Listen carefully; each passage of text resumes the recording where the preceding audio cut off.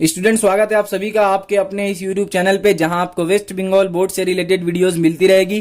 तो अगर आप वेस्ट बंगाल बोर्ड के स्टूडेंट हैं तो चैनल को सब्सक्राइब कर ले और बेल आइकन को प्रेस कर ले। तो स्टूडेंट्स, आज के वीडियो में जो हम लोग जानेंगे वो ये है कि किसी भी थ्योरम को किस तरह से हम लोग प्रूव करेंगे। तो किसी भी थ्योरम को प्रूव करने का जो बेसिक तरीका होता है वो हम लोग इस वीडियो में डिस्कस करेंगे, और क्या क्या इंपॉर्टेंट पॉइंट है जो हम लोगों को ध्यान में रखना होगा किसी भी थ्योरम को प्रूव करने के लिए। तो ये सब हम लोग इस वीडियो में जानेंगे। तो देखिए, सबसे पहले किसी भी थ्योरम को प्रूव करने के लिए हम लोगों को 4 टर्म का इस्तेमाल करना पड़ता है। ठीक है, हर जगह पे मोस्टली हम लोगों को इन्हीं चारों टर्म का इस्तेमाल करना पड़ता है। एक हमारा रहता है गिवन, एक रहता है हमारा टू प्रूव, एंड एक जो हमारा रहता है वो रहता है कंस्ट्रक्शन। क्या रहता है? कंस्ट्रक्शन। एंड एक और जो लास्ट टर्म है वो रहता है प्रूफ। तो किसी किसी में क्या होता है कि ये जो कंस्ट्रक्शन वाला पोर्शन है वो नहीं रहता है। ठीक है, बाकी ये तीनों पोर्शन तो लगभग जितना भी थ्योरम हम लोगों को प्रूफ करने के लिए मिलेगा उन सभी में हम लोग ये चारों का इस्तेमाल करेंगे। तो देखिए, इन चारों के मतलब पहले हम लोग अच्छे से समझ लेते हैं कि इन चारों का मतलब क्या है। अब गिवन में क्या करेंगे हम लोग? गिवन में हम लोगों को क्या करना है कि जो भी थ्योरम में जो भी क्वेश्चन दिया हुआ रहा, उस क्वेश्चन से जो हम लोगों को समझ में आया, उस क्वेश्चन में जो जो हम लोगों को दिया हुआ रहेगा वो हम लोग क्या करेंगे? गिवन में यहां पे हम लोग लिख देंगे कि ये चीज जो है वो हमारा थ्योरम में क्वेश्चन में दिया हुआ है। ठीक है, अगर कोई ट्रायंगल दिया हुआ रहा तो हम लोग क्या करेंगे? Let ABCD be triangle. ठीक है, तो गिवन ट्रायंगल जो है वो हमारा एबीसीडी है, इस तरह से हम लोग गिवन में लिखेंगे। नेक्स्ट जो हमारा पोर्शन है वो है टू प्रूफ। टू प्रूव का मतलब यह हुआ कि हम लोगों को आखिरकार क्या प्रूव करने के लिए बोला जा रहा है उस थ्योरम में। जैसे कि पाइथागोरस थ्योरम में हम लोगों को क्या प्रूव करने के लिए बोला गया है कि हाइपोटेनियस का स्क्वायर जो होगा वो परपेंडिकुलर का स्क्वायर और प्लस बेस का स्क्वायर होता है। तो ये जो पोर्शन है वो हम लोग किस जगह पे लिखेंगे? ये पोर्शन हम लोग लिखेंगे टू प्रूव के जगह पे। ठीक है, नेक्स्ट हमारा आता है कंस्ट्रक्शन वाला पोर्शन। अब कंस्ट्रक्शन पोर्शन में हम लोग क्या करेंगे कि देखिए, जब भी अगर कोई थ्योरम हम लोगों को प्रूव करना रहता है तो हम लोगों को कुछ एक्स्ट्रा चीज भी है जो ड्रॉ करना रहता है। मान लीजिए अगर कोई ट्रायंगल में कोई थ्योरम प्रूव करने के लिए रहा तो हम लोगों को यहां से एक लाइन मान लीजिए यहां तक ड्रॉ करने का जरूरत पड़ गया, तो वो जो ड्रॉ कर रहे हैं तो उस चीज को हम लोग कौन सा जगह पे लिखेंगे? उस चीज को हम लोग लिखेंगे कंस्ट्रक्शन के जगह पे। ठीक है, तो कंस्ट्रक्शन के जगह पे हम लोग जो भी एक्स्ट्रा चीज हम लोग कंस्ट्रक्ट करेंगे खुद से उसको लिख देंगे कंस्ट्रक्शन के जगह पे। ओके, अब जो लास्ट है वो क्या है? प्रूफ। अब प्रूफ वाले सेक्शन में आप सभी को मालूम है क्या करेंगे कि किस तरह से हम लोग जो है थ्योरम को प्रूव कर रहे हैं, वो टोटल जो है वो प्रूफ के सेशन में आएगा। क्लियर है? तो यहां तक हम लोगों ने समझ लिया बेसिक के गिवन रहेगा, टू प्रूफ में हम लोगों को क्या लिखना है, कंस्ट्रक्शन में हम लोगों को क्या लिखना है और प्रूफ में हम लोगों को क्या लिखना है। अब आप बोलिएगा सर ये तो हम लोगों को पहले से ही मालूम था, इसमें आपने कुछ नया तो बताया नहीं। तो देखिए, मैंने इसलिए बताया कि बहुत सारे ऐसे भी स्टूडेंट्स हैं जिनको इसकी पूरी तरीके से नॉलेज नहीं है, इसीलिए मैंने बताया ताकि उन सभी का भी जो डाउट है वो क्लियर हो जाए कि किस तरह से किसी भी थ्योरम को प्रूव करेंगे, किस तरह से किसी भी थ्योरम को अटेम्प्ट करेंगे। अब हम लोग बढ़ते हैं अपने नेक्स्ट स्टेप की तरफ, जिसमें क्या है, मैं ऐसा चीज बताऊंगा कि क्लास 10 में जितना भी थ्योरम है ऑलमोस्ट इसी चीज को फॉलो करके सभी का सभी थ्योरम जो है आपका प्रूव होगा। अब ऐसा कौन सा चीज है वो मैं बताने वाला हूं, तो वो आपका हो गया ट्रायंगल। अब आप बोलिएगा सर हमारा जितना भी थ्योरम है तो उसमें तो ट्रायंगल का कोई बात ही नहीं है, कोई जो है थ्योरम हमारा सर्कल से रिलेटेड है, कोई थ्योरम जो है हमारा क्वाड्रिलैटरल से रिलेटेड है, सिर्फ लास्ट में जो 2 थ्योरम है वो सिर्फ ट्रायंगल से रिलेटेड है। तो देखिए, किसी भी थ्योरम को जब हम लोग प्रूव करेंगे, चाहे वो सर्कल का हो चाहे वो क्वाड्रिलैटरल का हो, हम लोगों को सबसे पहले एक ट्रायंगल के बारे में नॉलेज होना चाहिए। ठीक है, अब ट्रायंगल के बारे में क्या नॉलेज होना चाहिए वो यहां पे हम लोग बात कर लेते हैं। तो ट्रायंगल का कॉन्ग्रुएंसी क्या होता है वो आप लोगों को पता होना चाहिए, जो कि आप लोगों ने ऑलरेडी पिछले क्लास में जैसे क्लास 9 और क्लास 8 क्लास 7 में अच्छी तरीके से ये सब पढ़ लिया होगा। फिर भी एक बार हम लोग इसको क्या करते हैं, रिवीजन कर लेते हैं। तो कॉन्ग्रुएंट ट्रायंगल, ठीक है, आपको यह पता होना चाहिए कि कब कोई एक ट्रायंगल जो है वो कॉन्ग्रुएंट हो जाता है, कब कोई 2 ट्रायंगल जो है वो एक दूसरे के कॉन्ग्रुएंट हो जाता है, ये आप लोगों को पता होना चाहिए। अब आपने कुछ जो है वो इसके लिए थ्योरम पढ़ा होगा जो कि है SAS। अब आप बोलिएगा इसका मतलब क्या हुआ सर? तो इसका मतलब हो गया साइड एंगल साइड। क्या हो गया? Side angle side. ठीक है, तो SAS का मतलब हो गया साइड एंगल साइड। एक और कॉन्ग्रुएंसी का तरीका है वो है एंगल साइड, और एक तरीका है वो है साइड एंगल, एंड एक और तरीका है जो क्या है, एंगल साइड एंगल, और एक लास्ट तरीका है जो कि किसमें हम लोग इस्तेमाल करते हैं, वो राइट एंगल ट्रायंगल में इस्तेमाल करते हैं, वो है RHS। ओके, अब बोलिएगा सर कि आपने ये सब टर्म तो लिख लिया, अब इस टर्म का मतलब भी समझा दीजिए। तो देखिए, सबसे पहला जो टर्म है उसका मतलब हुआ साइड एंगल साइड। मतलब जब भी कोई ट्रायंगल हम लोगों को 2 दिया हुआ रहा, मतलब मान लीजिए ये दोनों ट्रायंगल दिया हुआ है, तो क्या करेंगे, इसका साइड एंगल साइड चेक करेंगे। मतलब ये हो गया इसका साइड, ये एंगल और ये साइड। जब एंगल साइड एंगल और एंगल साइड एंगल दोनों का इक्वल हो जाएगा, मतलब ये वाला साइड इज इक्वल टू ये वाला साइड, ये एंगल इज इक्वल टू ये एंगल और ये साइड इज इक्वल टू ये साइड हो जाएगा, तब ये दोनों ट्रायंगल क्या हो जाएगा, कॉन्ग्रुएंट हो जाएगा। क्लियर है। इसी तरह से इस तरफ से भी ले सकते हैं, साइड एंगल साइड। क्लियर है। किसी भी तरफ से हम लोगों को लेना होगा साइड एंगल साइड। नेक्स्ट हमारा है एंगल एंगल साइड। इसमें किस तरह से कॉन्ग्रुएंसी प्रूव होता है, इसमें होता है कि हम लोगों ने पहला एंगल लिया, फिर एंगल लिया और फिर ये वाला साइड लिया। ठीक है। इसमें पहले दो एंगल लेते हैं, उसके बाद साइड लेते हैं, मतलब एंगल एंगल साइड। तो ये एंगल ये एंगल ये एंगल ये एंगल और ये साइड ये अगर बराबर रहा तो ये दोनों ट्रायंगल क्या हो जाएगा, ये दोनों ट्रायंगल कॉन्ग्रुएंट ट्रायंगल हो जाएगा। ये आप लोगों ने ऑलरेडी क्लास 8 क्लास 7 में पढ़ लिया है, लेकिन इसमें मैं थोड़ा सा इसका ब्रीफ दे रहा हूं ताकि आपको जितना भी थ्योरम आगे चल के हम लोग सॉल्व करने वाले हैं इस क्लास में, वो आप लोगों के लिए बहुत ही ज्यादा ईजी हो जाए। ओके, तो ये वाला भी हम लोगों का हो गया कि क्या होता है। अब हो गया साइड साइड साइड, मतलब अगर ये साइड बराबर है, ये साइड बराबर है और ये साइड बराबर है, तो ये दोनों ट्रायंगल क्या होगा, कॉन्ग्रुएंट ट्रायंगल होगा। तो ये भी हम लोगों को समझ में आ गया, साइड साइड साइड। अब ये है ASA, मतलब एंगल साइड एंगल, मतलब ये एंगल बराबर हो, ये साइड बराबर हो और ये एंगल बराबर हो, तो ये दोनों ट्रायंगल क्या हो जाएगा, ये दोनों ट्रायंगल कॉन्ग्रुएंट ट्रायंगल हो जाएगा। तो ये वाला ट्रायंगल में हम लोगों ने बहुत ज्यादा चीज ड्रॉ कर लिया था, तो एक और फ्रेश ट्रायंगल यहां पे हम लोग ड्रॉ कर लेते हैं। ये हो गया हमारा फ्रेश ट्रायंगल। अब यहाँ पे हम लोग फिर से एक बार देख लेते हैं एंगल साइड एंगल। तो ये हो गया एंगल, ये हो गया एंगल। जिस तरफ का बात करेंगे उसी साइड का एंगल को चेक करेंगे। तो ये एंगल अगर इन दोनों का बराबर है और उसके बाद क्या बोला है, साइड, दैट मींस कि एंगल से जुड़ा हुआ साइड ये वाला है, या फिर ये साइड भी हम लोग ले सकते हैं। अगर ये साइड लेंगे तो फिर लास्ट वाला एंगल हम लोगों को ये लेना होगा, लेकिन अगर ये साइड ले रहे हैं तो लास्ट वाला एंगल हम लोगों को ये लेना होगा, क्योंकि एंगल साइड एंगल। उम्मीद है मैं आप लोगों को अच्छी तरीके से समझा पा रहा हूं। तो ये हो गया हमारा एंगल साइड एंगल, मतलब ये एंगल बराबर, ये साइड बराबर और ये एंगल बराबर रहेगा, तो ये ट्रायंगल एक दूसरे के क्या हो जाएगा, कॉन्ग्रुएंट हो जाएगा। नेक्स्ट हमारा है राइट, ये हमारा हो गया RHS, मतलब राइट एंगल हाइपोटेनियस और साइड। अब ये राइट एंगल हाइपोटेनियस और साइड किस में होता है, हम सभी को मालूम है, ये जो है वो एक राइट एंगल ट्रायंगल में होता है। तो मान लीजिए दो राइट एंगल ट्रायंगल आप लोगों को दिया हुआ है और अगर आपसे पूछा गया है कि वो दोनों जो है वो कॉन्ग्रुएंट है कि नहीं, तो कैसे हम लोग पता करेंगे।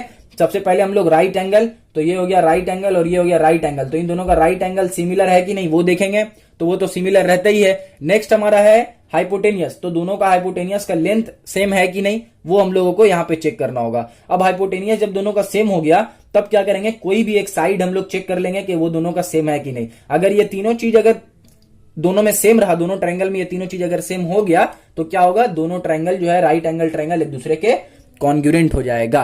तो बहुत हम लोगों ने अभी सुन लिया कॉन्ग्रुएंट। तो आखिरकार ये कॉन्ग्रुएंट क्या है, ये भी तो हम लोगों को जानना होगा ना, कि ये कॉन्ग्रुएंट जो है वो आखिरकार बोलते किसको है। तो देखिए कॉन्ग्रुएंट किसको बोलते हैं मैं बता दूं कि अगर दो ट्रायंगल है और ये एक दूसरे के अगर कॉन्ग्रुएंट है, तो क्या होगा, इसका जो तीनों साइड है वो और इसका जो तीनों एंगल है वो क्या होगा, इक्वल होगा। ठीक है। फिर से यहां पे समझ लीजिए, एक और तरीके से ये भी समझ सकते हैं आप कि जिस भी दो ट्रायंगल का तीनों साइड और तीनों एंगल इक्वल रहेगा उसको कॉन्ग्रुएंट ट्रायंगल कहते हैं। लेकिन इसका डेफिनेशन जो है हम लोगों ने इससे पहले ये भी समझा था कि साइड एंगल साइड, मतलब अगर किसी भी ट्रायंगल का साइड एंगल साइड अगर सेम रहा तो वो एक दूसरे के कॉन्ग्रुएंट हो जाएगा। क्लियर है, ये हम लोगों ने अभी समझा था। तो जैसे ही साइड और एंगल और साइड ये इक्वल हो जाएगा, वैसे ही क्या होगा कि इसमें जितना सारा भी प्रॉपर्टी है, मतलब इसका जितना भी साइड है और जितना भी एंगल है, सब एक दूसरे के सिमिलर हो जाएगा, सब एक दूसरे के कॉन्ग्रुएंट हो जाएगा, और इसीलिए दोनों ट्रायंगल क्या कहलाएगा, दोनों ट्रायंगल जो है वो कॉन्ग्रुएंट ट्रायंगल कहलाएगा। ओके, तो मतलब जब भी कोई दो कॉन्ग्रुएंट ट्रायंगल रहेगा तो उसका तीनों साइड और तीनों एंगल जो है वो इक्वल रहेगा। तो उम्मीद है यहां तक ट्रायंगल के बारे में आप लोगों ने पूरी तरीके से अच्छी तरीके से समझ लिया होगा, क्योंकि इसी ट्रायंगल को हम लोग फॉलो करते हुए, यही सब प्रॉपर्टी को फॉलो करते हुए, यही सब प्रॉपर्टी को अप्लाई करके हम लोगों का जो भी यहां पे अभी थ्योरम रहेगा वो सब हम लोग प्रूव करेंगे। तो अगर आपने नहीं समझा है तो वीडियो को फिर से आप रिवाइंड करके एक बार फिर से ये सब प्रॉपर्टी को देख लीजिए, क्योंकि यही सब प्रॉपर्टी को अप्लाई करके हम लोग आगे का थ्योरम भी सॉल्व करने वाले हैं, आगे का थ्योरम भी प्रूव करने वाले हैं। और अगर आपको फिर भी नहीं समझ में आ रहा है तब आप जाके कमेंट सेक्शन में अपने डाउट को पूछ सकते हैं, मैं वहां आपको आंसर देने की पूरी कोशिश करूंगा। अब हम लोगों को यह पता चल गया कि किस तरह से किसी भी थ्योरम को जो है वो क्या करेंगे, अटेम्प्ट करेंगे, और हम लोग को ये भी पता चल गया कि ट्रायंगल के क्या क्या प्रॉपर्टी होता है। अब हम लोग बढ़ते हैं अपने नेक्स्ट टॉपिक पे, जिससे हम लोग क्या करेंगे, हमारा जो शुरुआती का कुछ थ्योरम है उसको सॉल्व करेंगे, उसको प्रूव करेंगे। शुरुआती का कुछ थ्योरम्स है, तो शुरुआती का कुछ थ्योरम्स हमारा किसके रिलेटेड है, शुरुआती का कुछ थ्योरम जो है वो हमारा सर्कल से रिलेटेड है। जैसे थ्योरम 31, 32, 33, 34 ये सब हमारा सर्कल से रिलेटेड है, तो हम लोगों को सर्कल के बारे में भी जानकारी होना चाहिए। तो देखिए सबसे पहले इसके लिए हम लोगों को एक सर्कल ड्रॉ करना पड़ेगा, तो एक सर्कल यहां पे हम लोग ड्रॉ कर लेते हैं। ओके, अब सबसे पहला चीज इसका रेडियस क्या होता है, तो आप सभी को मालूम है इसका रेडियस क्या होता है। रेडियस जो है वो सेंटर से कोई भी ऐसा लाइन जो अगर इसके सर्क्यूमफेरेंस को टच कर रहा हो वो क्या कहलाएगा, रेडियस कहलाएगा। सर्कल के सेंटर से इसको सर्क्यूमफेरेंस को टच करने वाला कोई भी लाइन रेडियस कहलाएगा। और एक सर्कल में कितना रेडियस हो सकता है, कम ऑन जल्दी से आंसर दीजिए, कितना रेडियस हो सकता है।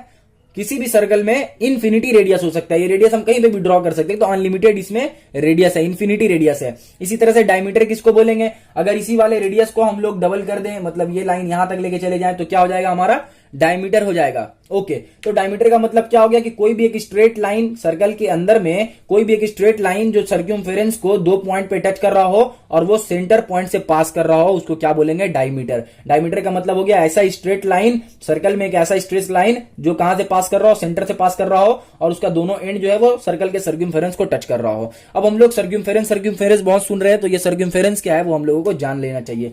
तो देखिए सर्कल का जो बाउंड्री है, ये जो बाउंड्री है सर्कल का, उसी को क्या बोलेंगे, सर्क्यूमफेरेंस। जैसे कि हम लोग ट्रायंगल में, रेक्टेंगल में, ये सब में जैसे पेरीमीटर हम लोग पढ़े थे, उसी तरह से पेरीमीटर जो हम लोग पढ़े थे, उसी तरह से हम लोगों का सर्कल में क्या होगा, सर्कल में पेरीमीटर के जगह पे हम लोगों का होता है सर्क्यूमफेरेंस।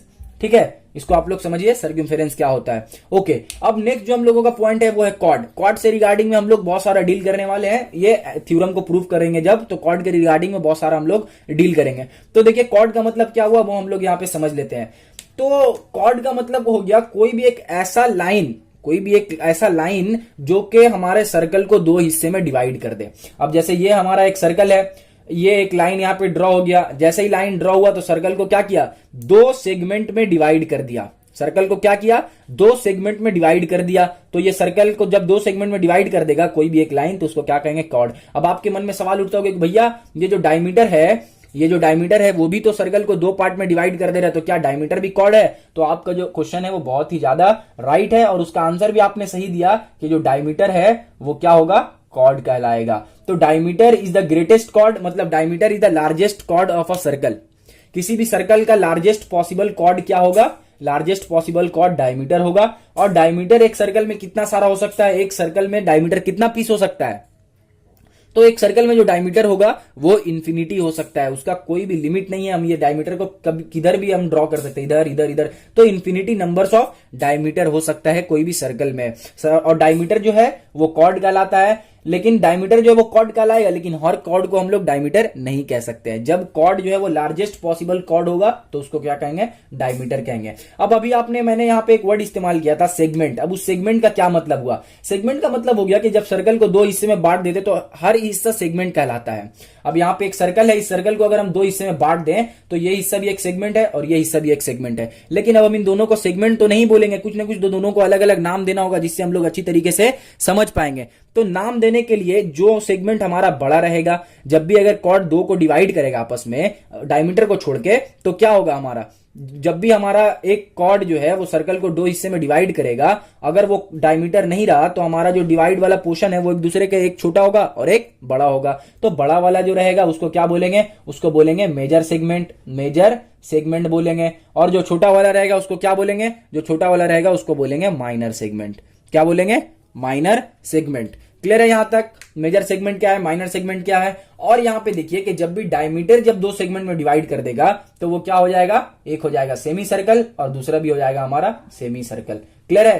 तो जब भी डायमीटर जो है वो हमारे सर्कल को दो इक्वल पार्ट, जब भी डायमीटर जो हमारे सर्कल को डिवाइड करेगा दो पार्ट में, तो वो दोनों पार्ट क्या हो जाएगा, सेमी सर्कल, और दोनों पार्ट एक दूसरे के इक्वल होगा। ये तो हम सभी को मालूम है। अब हम लोग बात करते हैं कॉन्सेंट्रिक सर्कल। आखिरकार ये कॉन्सेंट्रिक सर्कल किसको कहते हैं वो हम लोग यहाँ पे समझ लेते हैं। तो देखिए कॉन्सेंट्रिक सर्कल जो है बहुत ही ज्यादा इजी है। अगर एक सेंटर में दो सर्कल है, जैसे कि एक सर्कल ये हो गया और एक सर्कल ये हो गया, ठीक है, और इन दोनों का सेंटर अगर सेम जगह पे है, इन दोनों का सेंटर अगर सेम जगह पे है, तो क्या होगा, ये सर्कल ये एक दूसरे के क्या कहलाएगा, कॉन्सेंट्रिक कहलाएगा। मतलब ये सर्कल मान लीजिए ये सर्कल ए है और ये सर्कल बी है, तो सर्कल ए जो है और सर्कल बी जो है वो एक दूसरे के क्या कहलाएगा, वो एक दूसरे के कॉन्सेंट्रिक सर्कल कहलाएगा। मतलब कॉन्सेंट्रिक का मतलब एक ही सेंटर, मतलब दो सर्कल है, दोनों का सेंटर एक ही होगा, लेकिन दोनों का रेडियस यहाँ पे क्या होगा, दोनों का रेडियस डिफरेंट होगा। इसका रेडियस इतना बड़ा है और इसका रेडियस इतना बड़ा है, तो दोनों का रेडियस यहाँ पे क्या है, बड़ा है और छोटा है, मतलब दोनों का रेडियस सिमिलर नहीं है। तो यहां तक तो हम लोगों ने समझ लिया। अब एक और लास्ट टर्म हम लोग जान लेते हैं, और वो लास्ट टर्म हमारा क्या है, वो है कॉन्ग्रुएंट। तो आखिरकार ये कॉन्ग्रुएंट सर्कल में कॉन्ग्रुएंट का मतलब क्या हुआ, आखिरकार सर्कल में कॉन्ग्रुएंट का मतलब क्या हुआ। ट्रायंगल में तो कॉन्ग्रुएंट का मतलब हम लोग समझ लिए। तो देखिए जिस तरह से ट्रायंगल में कॉन्ग्रुएंट का मतलब हुआ कि दोनों ट्रायंगल का साइड्स और एंगल सेम रहेगा, इसी तरह से अगर सर्कल एक दूसरे के कॉन्ग्रुएंट है तो इसका मतलब ये हुआ कि अगर दो सर्कल को हम लोग यहाँ पे ड्रॉ करते हैं और दोनों सर्कल का रेडियस, एक का ओ ए है और दूसरा का ओ डैश बी है, तो उन दोनों का जो रेडियस होना चाहिए वो क्या होना चाहिए, दोनों का रेडियस सेम होना चाहिए। जब दोनों का रेडियस सेम होगा तो सर्कल क्या कहलाएगा, सर्कल जो है वो कॉन्ग्रुएंट सर्कल कहलाएगा। तो आज के वीडियो में बस इतना ही है। और अगर आपने वीडियो यहां तक एंड तक देखा है तो उम्मीद है कि आप लोगों को काफी कुछ जो है वो नॉलेज मिला होगा, और इन सभी नॉलेज को अप्लाई करके कोई भी थ्योरम को हम लोग आसानी से प्रूव कर सकते हैं। तो आज के बाद आपको कोई भी थ्योरम रटना नहीं पड़ेगा, लर्न नहीं करना पड़ेगा, याद नहीं करना पड़ेगा। कोई भी थ्योरम आपको दिया हुआ रहेगा, आप उसको इजीली ये सारे प्रोसेस को, ये सारे जो हमारे नॉलेज हम लोगों ने इस वीडियो से गेन किया है उसको अप्लाई करके कोई भी थ्योरम को हम लोग इजीली प्रूव कर सकेंगे। ठीक है, तो उम्मीद है कि आपको ये वीडियो पसंद आया हो, और अगर आपको लगता है कि ये वीडियो आपके दोस्तों की भी हेल्प कर सकता है तो वीडियो को जल्दी से अपने दोस्तों तक शेयर कर दें। मिलता हूं आपसे नेक्स्ट वीडियो में, तब तक के लिए अपना ख्याल रखें। Thank you.